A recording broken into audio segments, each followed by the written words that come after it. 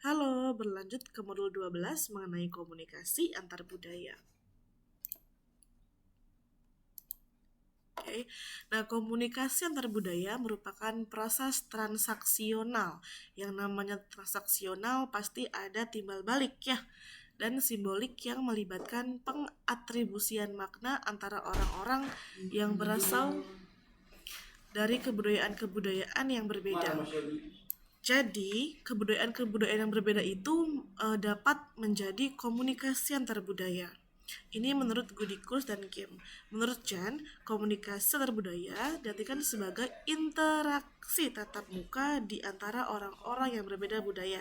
Nah, menurut Jan ini tatap muka di antara orang-orang yang berbeda budaya dapat menghasilkan komunikasi antar budaya. Oke. Selanjutnya, ada asumsi dasar komunikasi antar budaya. Yang pertama, didahului dengan anggapan dasar bahwa ada perbedaan persepsi antara komunikator dan komunikan, serta terkandung isi dan relasi antar pribadi. Relasi manusia sangat mempengaruhi bagaimana isi dan makna sebuah pesan diinterpretasikan dalam proses komunikasi. Nah, yang namanya antar budaya sama seperti contohnya orang Jawa berbicara dengan orang Batak. Nah, mungkin mereka memiliki persepsi yang berbeda. Pesannya sama, namun persepsinya beda. Kenapa? Karena pertama, background yang berbeda, kemudian intonasi yang berbeda dapat menghasilkan makna yang berbeda pula. Oke. Kemudian gaya personal mempengaruhi komunikasi antar pribadi.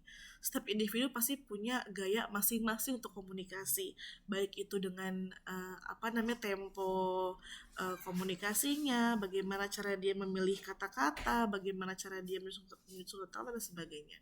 Kemudian tujuannya pasti mengurangi tingkat ketidakpastian dan juga berpusat pada budaya. Setiap praktik komunikasi adalah merupakan representasi budaya. Misalnya, masing-masing universitas pasti punya culture yang berbeda sehingga menghasilkan orang yang berbeda pula. Okay.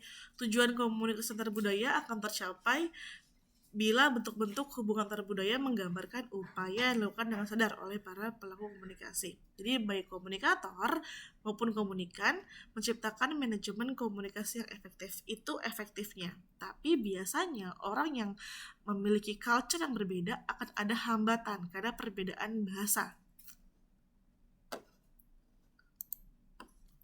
Nah, ada beberapa hambatan dalam memahami dan melaksanakan komunikasi antar budaya. Yang pertama adalah mindfulness dan mindlessness. Biasanya orang yang memiliki culture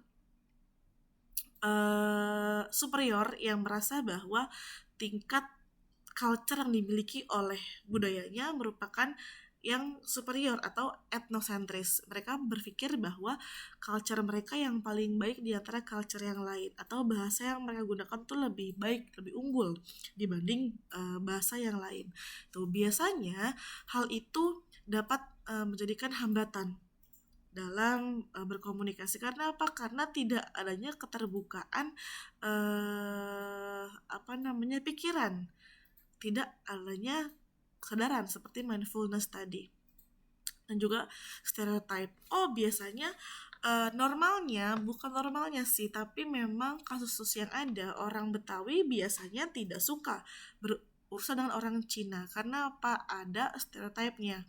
Orang Cina misalnya lebih perhitungan, atau mungkin orang Jawa nggak suka berurusan dengan orang Padang. Kenapa? Orang Jawa itu misalnya lebih terbuka, lebih legowo, lebih lemah lembut, tapi orang Padang lebih naik intonasinya. Bukan cuma Padang ya, karena orang Sumatera biasanya menggunakan intonasi yang tinggi dengan tempo yang cepat itu, sehingga mungkin orang yang mendengar tidak memahami dengan penuh gitu.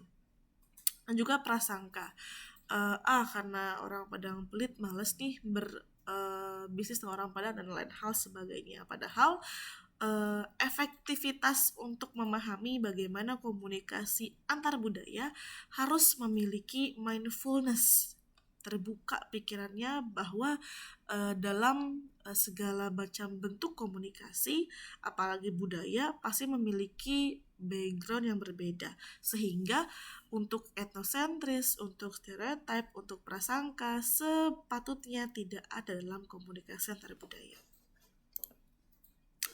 Nah, fungsinya banyak ya, seperti fungsi pribadi dan juga fungsi sosial, yaitu banyak menjadi pengawasan, menjembatani, menghibur, ada juga untuk menambah pengetahuan dan sebagainya. Nah, komunikasi antar budaya ini bukan hanya komunikasi antar culture daerah ya, tapi juga komunikasi budaya dalam korporat. Jadi budaya itu adalah sesuatu habit yang terulang yang akhirnya menjadi budaya. Misalnya, setiap perusahaan pasti punya budaya kerja. Nah, budaya kerja itu juga merupakan bentuk komunikasi antar budaya.